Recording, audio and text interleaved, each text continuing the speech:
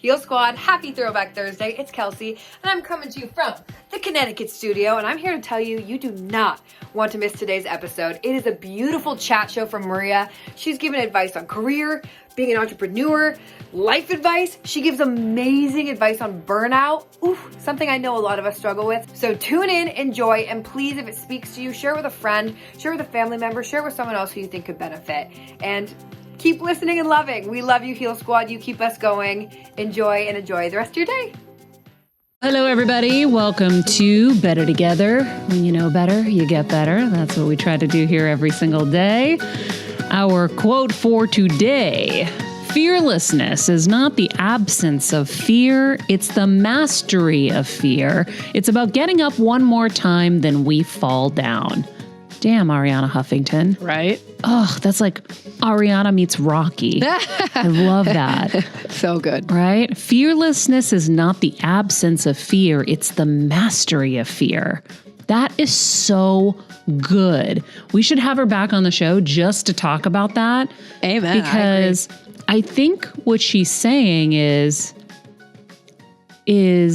you got to figure out how to move past the fear to get to what you want. Like George Adair, one of my favorite quotes was, everything you want is on the other side of fear. You guys know I love putting myself in scary situations. I thrive in that kind of sink or swim moment. Doesn't mean I like it and I don't like it, right? It's a very complex thing. But it's the mastery of fear is maybe how to use it to propel you forward, how to manage it. And it's about getting up one more time than we fall down. And that's, Bob Backlund, my friend and wrestler, always says, you never lose unless you quit. And it really is the truth. When I was growing up and I started dreaming about being in this business and making it big someday, I always thought to myself, well, if I make all the right choices, like I would envision a ladder, and I would envision myself kind of climbing that ladder, and I would think of the people ahead of me are going to make poor choices. Someone's going to date the wrong person. Someone's going to start doing drugs. They're going to make poor choices and they're going to fall.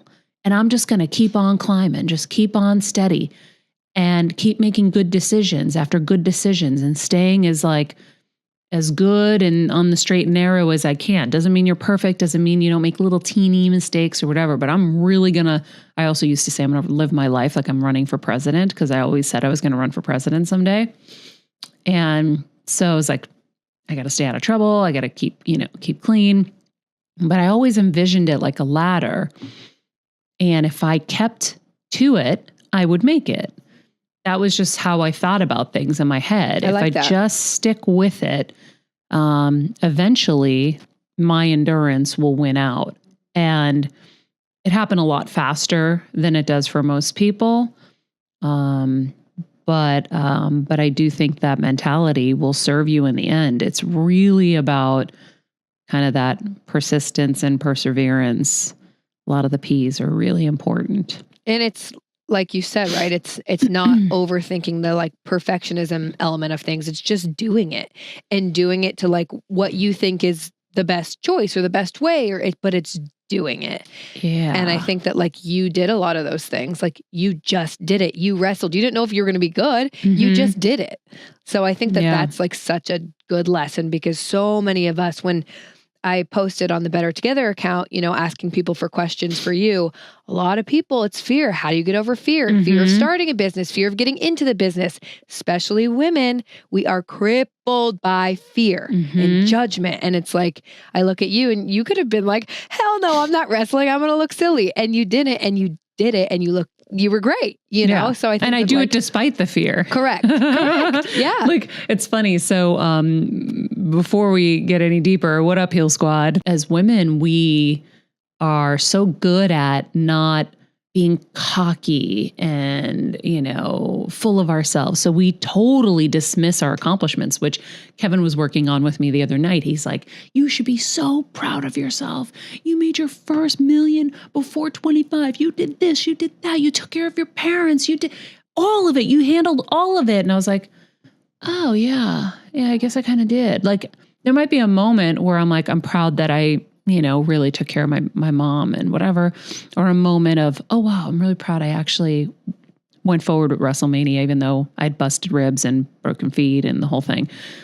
But when you look at the collection of things, you're like, wow, I don't feel that on a day-to-day basis. I feel so nothing compared to even like 10% of what I've done.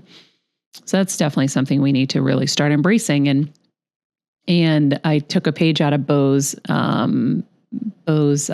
John, the CMO of Netflix's page, where she talked about creating her hype crowd. And, if we don't hype each other up, I mean, how are we to even know what we've done? Because I know in my work environments, my superiors, generally speaking, 99% of them wanted to hold me under, keep me under their thumb or under their foot, tell me that I was shit so that I wouldn't renegotiate for more money because I was bringing ratings up. I was bringing the stars in. I was winning for them, which only means at the next contract, you're going to have to pony up. So if we teach her that she's shit and we really reinforce that she's shit enough, she won't ask for that. Or she won't know her value. She'll keep thinking she has to prove her value to us, which is another manipulation technique where it's like, oh no, you're not that great. So then you feel like, oh, let me please you. Let me show you how much more I can do. And that's what I was doing, right? With you guys, what do? We're always like, that was amazing. Thank you. That was great. Whatever. It's a different environment, right? Absolutely. And so you don't have to feel like you have to get it from external sources. We're like, let's pat ourselves on the back, pat each other on the back. Yep. And so it's important, if you're not getting it from your immediate superiors and the people you're working for, to create your own so you don't forget who you are and lose yourself in there and lose your value and lose your self-worth. So they did a number on me because eventually they wore me down. But I was starting my course yesterday in writing, and realizing just kind of how much ADD I probably have undiagnosed, because I'm like, this is so hard. Yeah. Because if it's like one question by one question. So she was like, I'll make it simple for you. Like, I'll just, tell you, answer this here, answer that there. But I'm doing it. And that's the point, is it doesn't have to be perfect. You just got to go forward and do it. You're going to learn each time. You're going to get stronger. It's like when you're trying to learn a new dance, you're going to put one move next to the next move to the next move. It's going to be hard as shit in the beginning, but then eventually there's going to be a flow. So we can't expect to be amazing right off the bat, right? This course, I'm going to look back on in 10 years, maybe, if I ever even go down that path, and be like, wow, that sucked. But right now it's going to be great because it's my best I can do right now. And you also still have, like, even what you think is like crap, like, it's going to be so good, Maria. Like, I don't think you realize how much you give, like how much value. I mean, even in a show where you're like, that was like whatever, that chat show was whatever. I'm like, what? I got like 20 like nuggets of like, you know what I mean? Well, that's how the story of my first book, The Every Girl's Guide to Life, which Kevin and I did it together. The publisher said that we were writing a bad book. And I was like, I don't know, is this shit? I don't know. Like, they're the big bad publisher. And so I sent some chapters out to friends and, people I respected, like old teachers, my choir sisters. I'm like, is this information that would be helpful to you? Because I could be totally crazy and think that this stuff is helpful, and maybe it's not. And they were like, oh my God, this is amazing. And of course, the book was a New York Times bestseller for, I think, 10 straight weeks. They couldn't keep it on the shelves. They had to keep reproducing books. It was really cool. So, you might not, because we take things for granted. Like, I take my skill set for granted sometimes, right? And I also think, like, with the course, I was like, well, what am I going to teach them? Just like one or two things. Like, there isn't a lot. And then I started writing. I'm like, oh shit, there's a lot. And that's why not everyone can do it. There is a recipe of so many things that have to come together. Even though I don't want to overwhelm you, there are a lot of pieces to the puzzle.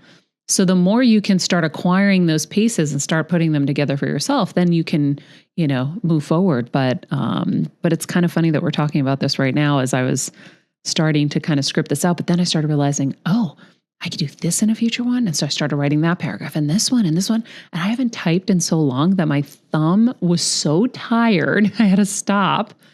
But that's exciting. Yeah. That's really exciting. I'm curious. I'm stuck on the pieces. Will you talk to us kind of about the different pieces that you think are important or key for like someone who wants to get into this industry and into your business, into our business? What do you think those are? Broad question, Kelsey, but I'll do my best. Well, I'm circling back on, you just said that you think there's so many different pieces. Yeah. Well, I mean, in being a broadcaster, there are so many pieces. In making it in the business, there are so many pieces. I really think that, if you find someone that is a good person, that has vision, that's smart and is going somewhere, hitch your wagon to them. You've hitched your wagon to us. I think that's smart because I think that we're a good wagon to hitch to, right? I hitched my wagon to Kevin at 19. I was like, all right, shit's going wrong for him right now, but I believe in him and I think he's going to figure it out. And I think he's going to help me figure it out. And against all odds, we were living in a basement on a floor next to many other humans and rats and, cobwebs. We figured it out. He figured it out. We figured it out and we did it together because we're better together. So if you don't know how to get in, find someone that is and work with them. So Kevin's been mentoring this girl, Mackenzie, who's been a part of our world and life for a long time. We threw her wedding at our house in Connecticut. And she wants to get into like mommy blogging. And he's like, go find a mommy blogger, kick ass for her, work your butt off. You know how to produce. We taught you how to produce. We taught you how to, go work for her. Do everything you can to endear yourself to her. And eventually you're going to start to get that shine. You're getting the shine off of this show. You're co-hosting here. Yep. You're a part of the fabric of this show. Yep. And people love you and they're fans of yours. Right. So if you wanted to say, screw you, Maria, someday, you go off, you'll have your little thing. And then you can build it from there. I would never say screw you, Maria, but you know what I'm saying? It's like you can break off if you really want to. Right. Now, everybody's going to be different and everyone's going to have different paths. But if you really want to do something like this and you don't know how to get in, endear yourself to someone else. Learn from them, grow from them, appreciate them, of course. And be honorable with how you do things. But, that's the kind of best way. Like there's so many people and so many examples of like co-hosts who have been able to live an extremely, like Howard Stern, all of his posse, they live very, very big lives, right? And it's so easy to fault the guy in the big chair and say, well, he's doing all this or you could appreciate the shine that you're getting and know how hard it is to be the guy in the chair. Right. Right. And so, without naming names, people have really, really successful lives. And so sometimes the full shine might not be for you. It might be too much for you because there is a lot that goes with it, a lot of pain. But you can do it like that. I always say, that's the easiest and best route in. Everybody needs help. I always need help. Come in, kick ass, make it so I can't live without you. Pooja is a great example. Pooja, we couldn't afford when she came in. I don't know how it all happened. All of a sudden, Pooja was here. And I'm like, how are we going to pay for this? But then Pooja started kicking ass. And guess what? She's paying for herself. Right? That's it. Pooja, would you like to say something? I was just going to say thank you. They have delays with their mics, everybody. So they have to push a button to speak. So it takes this awkward moment. It's like, But it's true. Like, so you come in and you're helping me with all these other things. Like, You pay for yourself, and I now can't live without you because you're such an essential part of this team. You're the organized, like detailed one on the team where I know I can go to you for X, Y, and Z. Like, and you bring a great voice to the show too. But you know, you got to go in and you have to make yourself invaluable wherever. So we always need people. So go be that person for somebody and learn and grow and be essential to their team, and you will figure it out from there. And I think too, it's like, I love that, Maria. And I think don't get discouraged if the first person you try and hitch to isn't the right person. You know, like I have hitched myself to many people that have not been the right people. Kevin, Maria were my people. They were my right people. And I knew it going into AfterBuzz. I was like, I want to hitch myself to them. Then I met Kevin and I was like, yup. Then I met Maria and I was like, yup. Like, so I think don't be discouraged if, you know, like Ariana said, it's like getting over that, like doing, what was it? One more time over. Getting up one more time, then we fall down. Exactly. And that's the thing. So then the other part of it is once you're in, it's hard, people. Again, it's not for everyone. The pace of trying to win on a higher level, whether it's being a doctor, you know, doctors are working around the clock. We know Dr. Aaronin working round the clock, holidays, weekends, busting ass. Okay. Nothing worth it comes easy. Unfortunately, it just isn't. I wish there was another way. There isn't. And there's going to be a period of time where it's got to be like that. And then it gets easier in some ways and harder again in other ways. So there's a lot of cycles to it, but it's not easy. And when you're called on to rise, you have two options. And we've talked about this, Kelsey. You've had a moment where you're either going to rise or you're going to crumble under the pressure. And you rose. But I've seen 99% of people crumble, and then they make it your fault. And is it their fault, or is it that you couldn't step up? You couldn't see past your defense mechanisms to say, oh, this is an opportunity for growth. Oh, they're sharing this with me for my better growth. It just sucks because I'm going to have to like adjust, change, push a little harder, whatever it is to get to that next level. Everything's a level, and it's a leveling up, and you're going to have to stretch to get to that next level. And it's really hard. It's really hard. Kevin looked at me so many times. I wanted to kill him. So many times he was like, honey, I don't know how to tell you this, but we're in a jam. They're doing X, Y, and Z to us. The only way out is to work harder. That's the only thing I can see. We're going to have to work harder. He's like, I'm going to do everything I can to support you, but we're going to have to work harder. And I'm like, how much harder can I go? You're like, I'm sorry, what? It's like 48 out of 52 weeks, 7 days a week. Jesus how much Christ. harder can I go? But you can. And you do. If that's what you really, really want. But if you really just want a simpler life, you have to be honest with yourself and the people around you. You know what? This isn't for me. And that's great.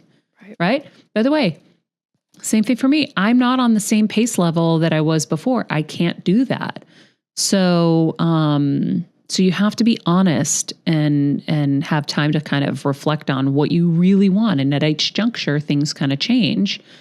But yeah, it takes a real determination, a real will, a real level of endurance, and the ability to continue to morph and change and grow.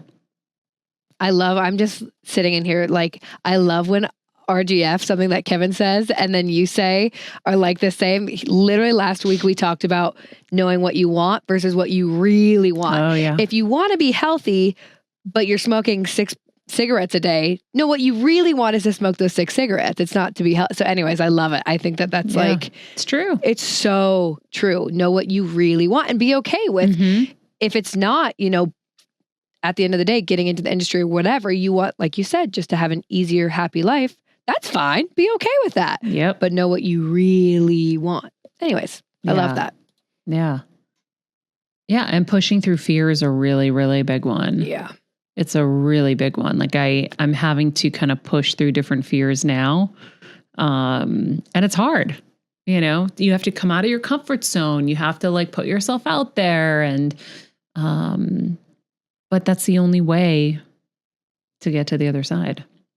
Yeah. And I think it's important, especially for young people right now, like my age, who are getting into the industry, to know it's going to be so scary. Like when I first started, it was so scary. Not because you guys were scary, but just because I've never done this before. Like this is my first like real job. And I think a lot of my friends right now too, everyone's kind of getting over the hump because it's been like, a few months into all of our jobs, but it's like you're scared shitless and you're like, what am I doing? Like and if something goes wrong, it's on you. Like you can't just put it on anyone else. Like now it's you're the person who has the job. Like, when you're an intern, it's like, okay, your supervisor should have checked, blah, blah, blah. Like if I do something wrong, it's not on Kelsey, it's on me. It's not on you, it's on me.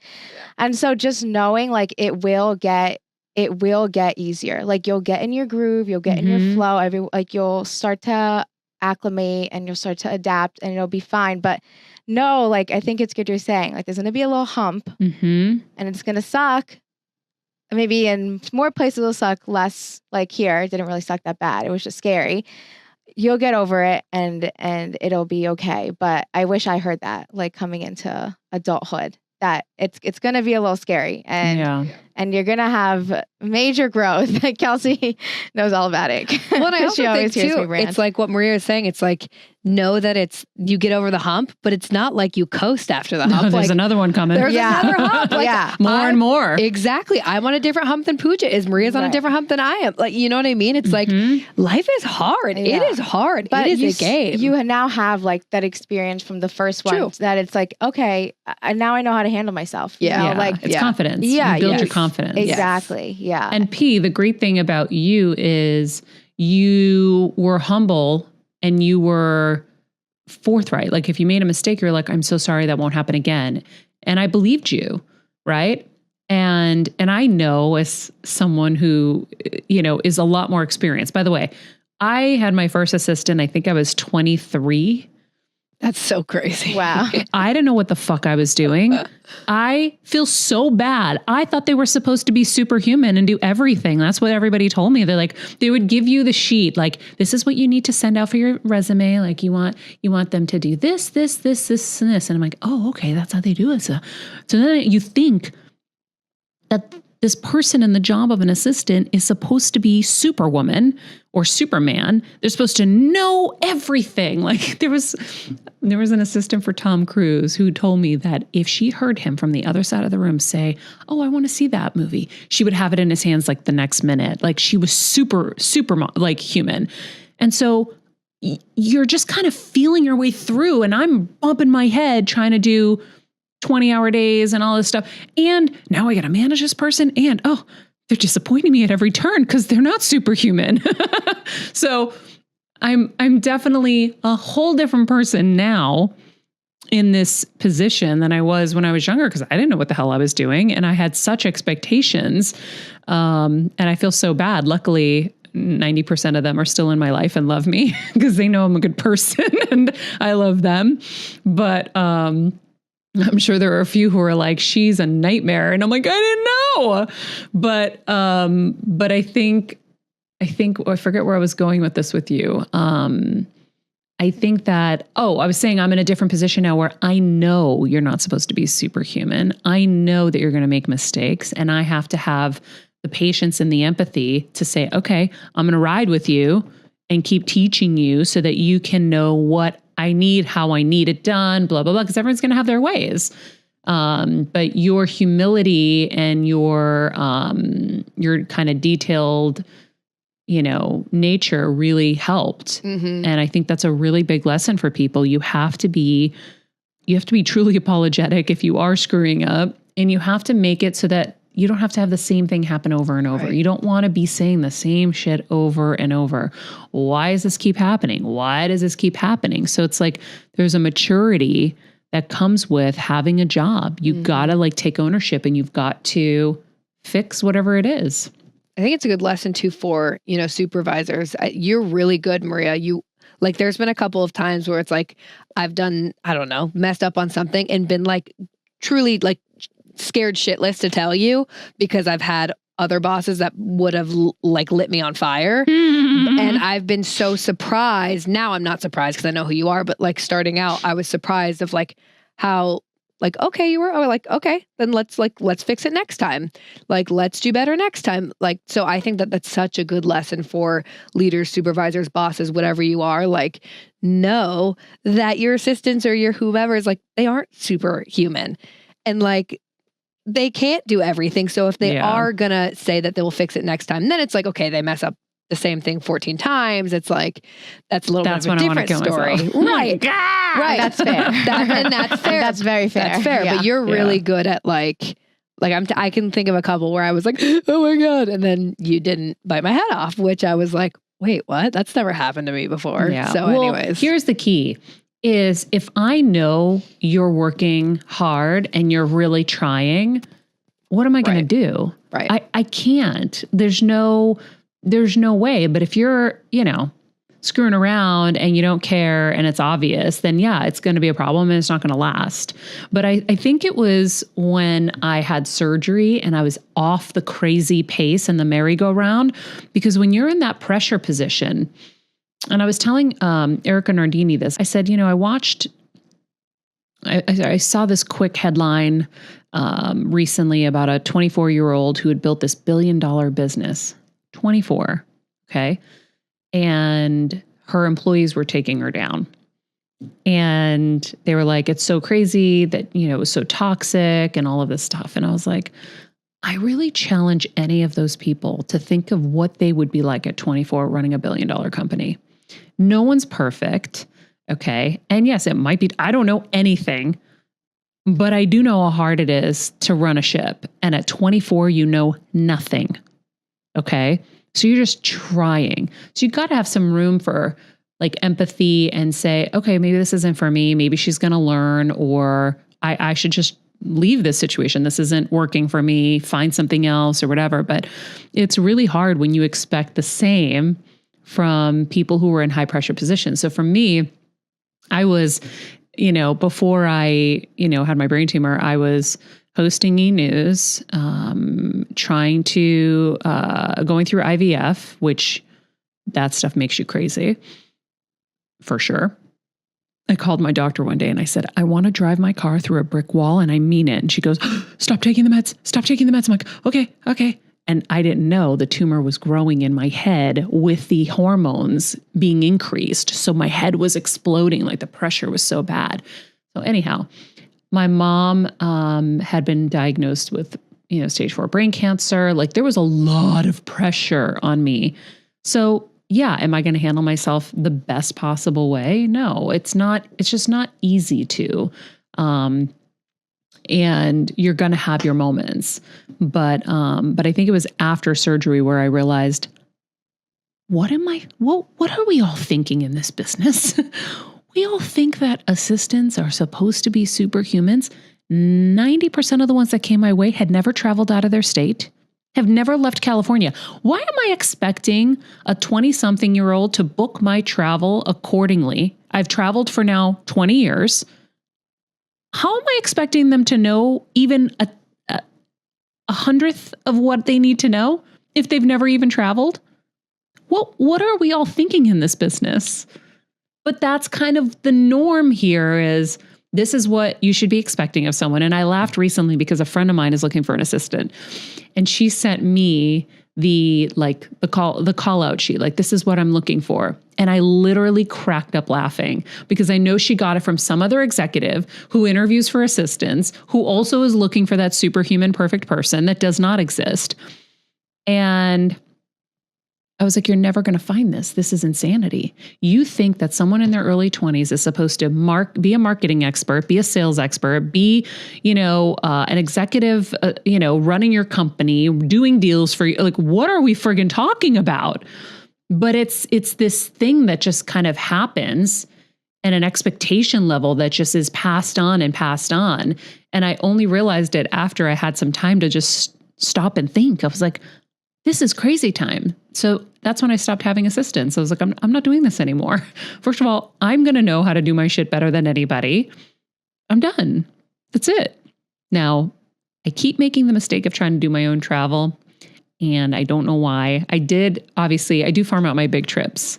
But yeah, that's just not my thing. Travel's a lot. Kevin was watching me book travel the other day and he's like, this isn't your thing, honey. And I'm like, no, I hate it. It stresses me out so much. And you take me for granted and I do it all. And you complain about this flight time and this car and this, that. I go, and I have to do it all. He's like, I'll take it over. And I go, thank you. Thank you. Travel's the worst. Yeah. So anyway, yeah, those are the realizations. I love that.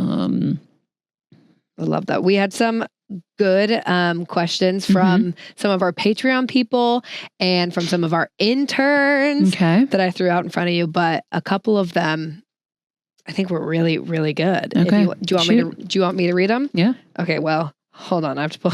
Okay, perfect. Can I choose my favorite? Choose your favorite. Okay. And then I'll choose one after you. This one was about burnout. So, that's the one I was going to do. Oh my God. So a Patreon member asked, what are some long-term and short-term tactics you use to combat burnout?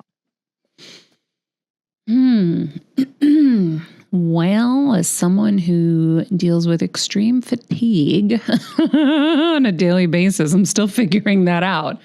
Yoga Nidra has been really, really helpful because I will stop once a day for sure and do it in the middle of my day to kind of replenish and get my head not to hurt anymore. And then I will do it in the mornings as well. So now I've definitely kind of upped my Yoga Nidra game because it just feels so good. And then what I used to do is I used to take like a half a Friday off where I would tell my assistant at the time, I would say, hey, nothing gets scheduled, Friday past noon. Anything has to get done before then. When I'm done with the show, I am out and I am done.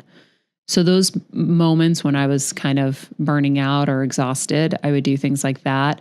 I would have a day where I just don't use my phone. I'm like, okay, today I'm going to leave my phone. I'm not going to use it at all. And the world's just going to have to go round. And I would do things that would replenish me. You have to be careful depending on where you are with burnout. Going on a hike might actually hurt you more than help you, but you have to kind of feel it out. Like, am I going to be more tired or is this going to reinvigorate me?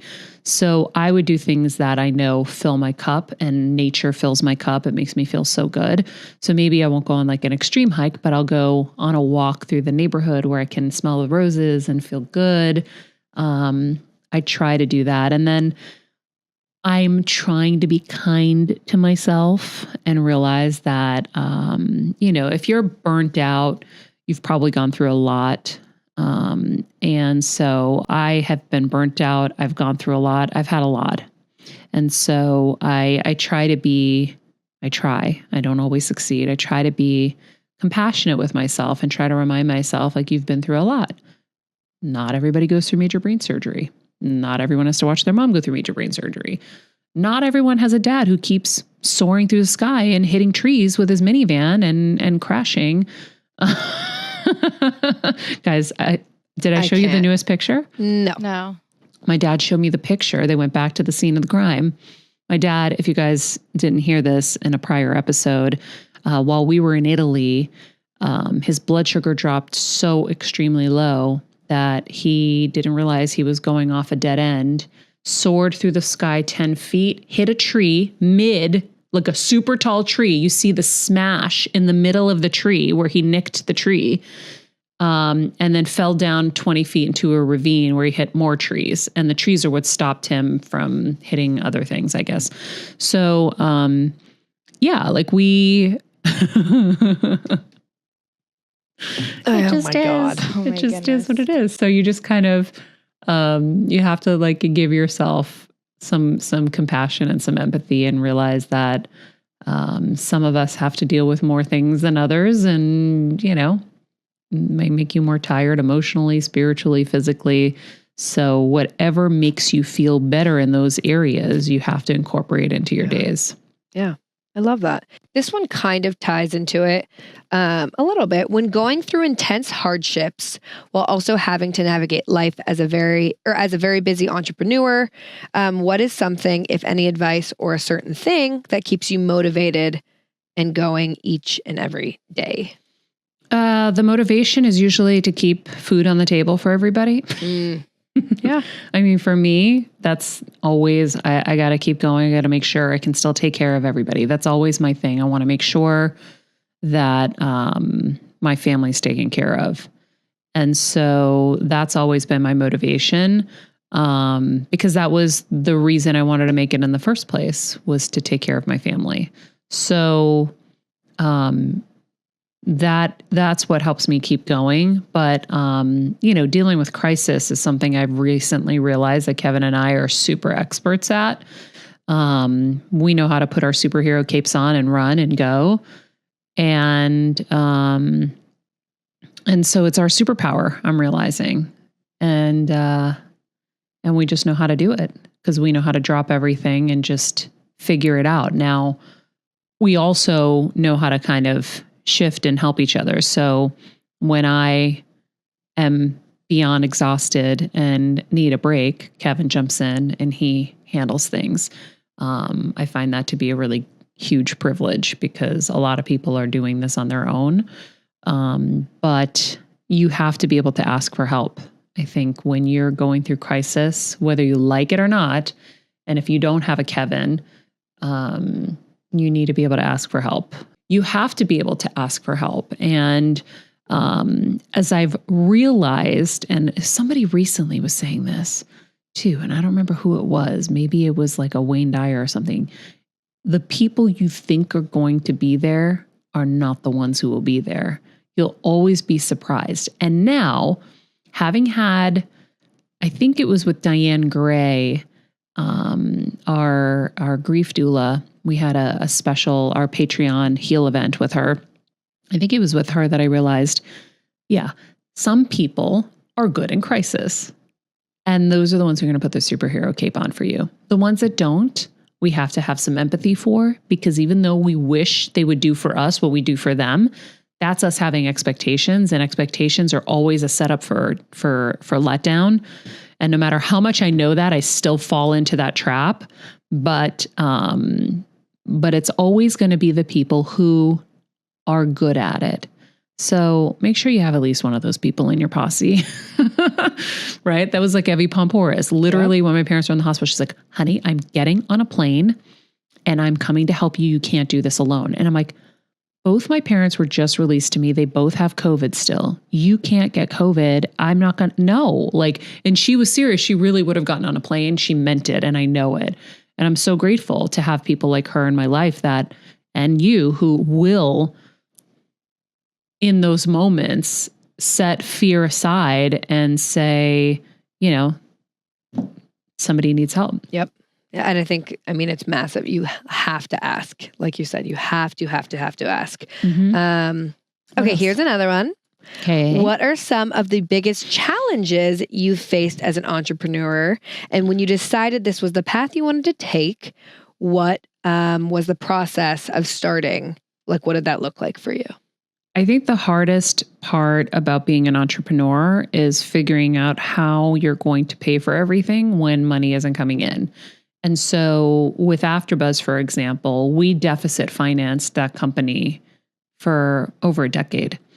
And at some point when I wanted to shut it down, I remember it was right after my surgery. I think I did a speech there and shared my story with everybody. And there were letters that had come in prior from a couple of people who said how much it changed their lives being at AfterBuzz and learning from us, and how much their lives were impacted in ways that we would never know. And these beautiful letters just poured in right at that moment where I was like, huh. And I remember Joan Rivers had said, I remember hearing a story that she would put all of her housekeepers' kids through college and how important she thought it was to have an education, and how she went to that expense to make sure that they were educated. And I remember hearing that when I was younger and being like, that's amazing. I want to be able to do that someday. And then I realized, oh shit, I'm doing that. Like we have hundreds of kids who want to be hosts, who want to do what I do. And we've built this platform where they actually get in instantly. They're on camera. They're gaining fans, gaining credibility, gaining reel, getting jobs. We're mentoring through the whole process. We're helping to get them jobs. And I was like, oh, I'm not just doing it for 3 or 4 people. I'm doing it for now thousands of young aspiring hosts. So I was like, maybe I should stick with this a little longer. and if that's my contribution, that's me paying for those kids' college, that makes me feel good. And so I'm going to keep doing it. So that was a shift in, okay, this isn't making money. It is a lot of work. And by the way, a lot of pain along the way too, because it's not easy. But that's when I shifted the mentality around why I was doing it. And it felt like a greater mission for me than just, okay, is this going to turn into something? And how is this all going to work? And so, we had to take a break during COVID, but I'm really proud of what we did and how many people that we helped. Oh my God, so. Yeah. I love that. No, AfterBuzz was the best. I remember when I heard about it for the first time, I was like, wait, is this a joke? You just go and you get accepted? Because here's the thing, right? And I don't know, most people probably know this, but if you want to be a host, they tell you have to have experience and you have to have a reel. Mm-hmm. But then to get an agent. To get an agent. But then how are you supposed to get that if no one's giving you the time? So it's like, what do you do? It's this catch-22. And I remember hearing... You can't get a job without an agent. You can't get an agent without the job. So it's the chicken or the egg. Exactly. So it's like, okay. And I remember hearing about AfterBuzz and I was like, wait, what? It's like this glorified grad school where like, and Maria's the biggest name in the business and she's the best. So it's like, anyways, it was the hot second I was there and now I'm with you forever, but it was the best thing in the whole world. And I miss talking about TV every day. Yeah. Every day. But okay, here's another one, Maria. I like this one a lot. If my phone will unlock. Okay. Ooh. When someone in the family becomes successful, I know it can cause resentment. How do you handle jealousy? Not well. Not well. That is a challenge. Yeah. That's a huge challenge because I'm successful, I'm also so happy for everybody else's successes. So I just don't understand it. And I also, again, I understand the shine effect, right? I look at someone in my family that just boggles my mind. Boggles my mind that after a very long separation, this person was allowed back into my life and instantly is a part of massive events, massive things, and then still couldn't keep it together and still like had to be a dick. And you're like, you could have had it all. Even despite you were forgiven, all these things were done for you, you can't help yourself. And so it's really hard for me to understand it because I'm like, if I was in their shoes, I would want to be super nice and like hope that whatever came my way, I would be like thankful for, and I'm someone who has shared so much of my success with various family members and stuff and gone out of my way to help people. And so, yeah, that's a really challenging one for me. And so a lot of therapy, guys.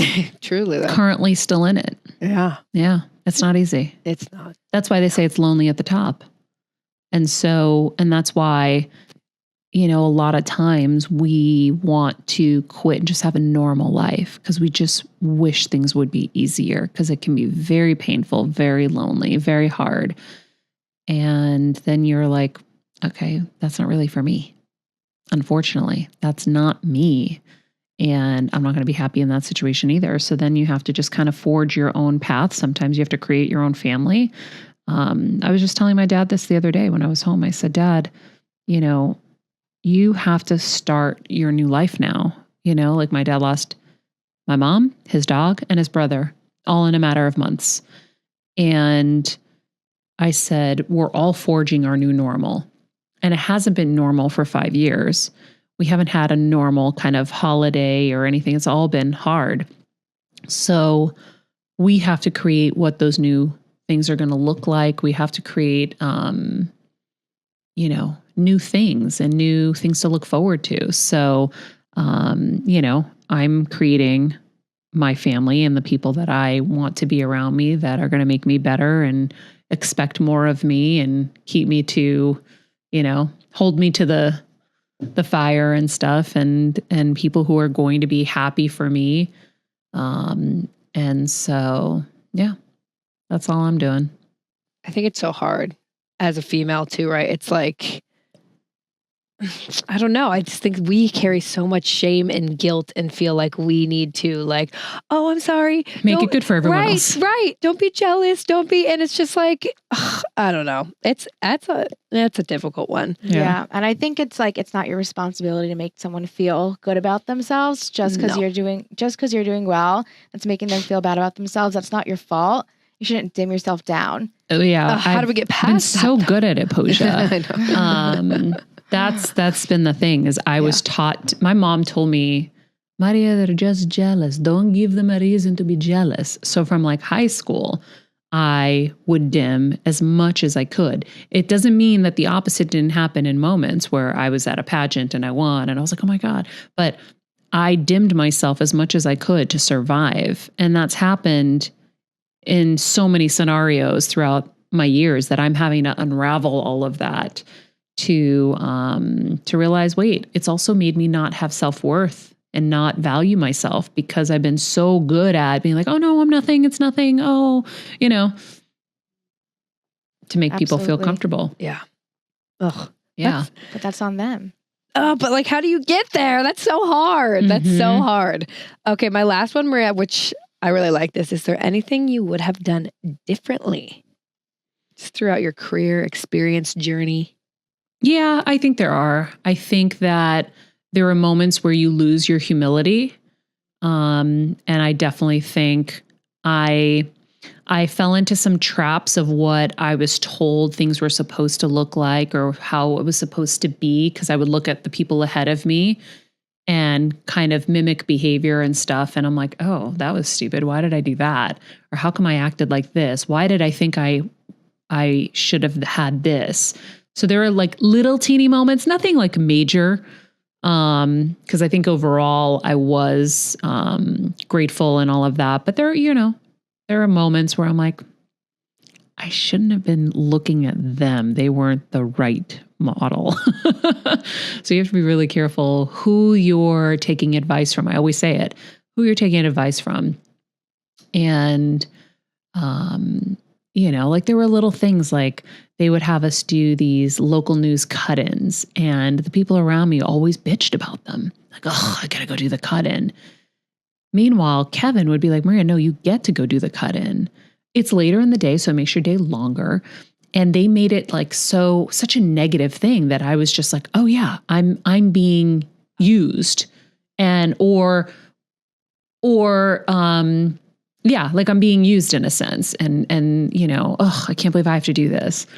And I look back and I'm like, no, that was just more exposure actually. And that was really silly of me to adopt their beliefs and make them my own. So it's little things like that, you can't pitch a perfect game. So you look back and you're like, oh, that wasn't the best way to handle that. So it's little things like that. Well, I think you're making up for it by now sharing literally everything with us. Thanks. So there you go. That herd mentality is hard though. It's Kev always talks about it. It's the barstool people, right? They just drag you down. It's so easy to go down because having your own opinion, you get looked at like you're crazy. And our society teaches us don't be anyway. So that's a difficult one. I always say oh my God, please take your advice from not the middleman, not the best friend who may be jealous of you and you don't even know it. Take it from super successful people. And so that is your best bet, because there are going to be a lot of people who are going to be like, you're being used, you're being this, you're being that. I watch people in our lives, have assumptions and kind of screw themselves out of a really good situation with really good people because they let the voices get to them. And so I'm lucky that I had a real strong rudder.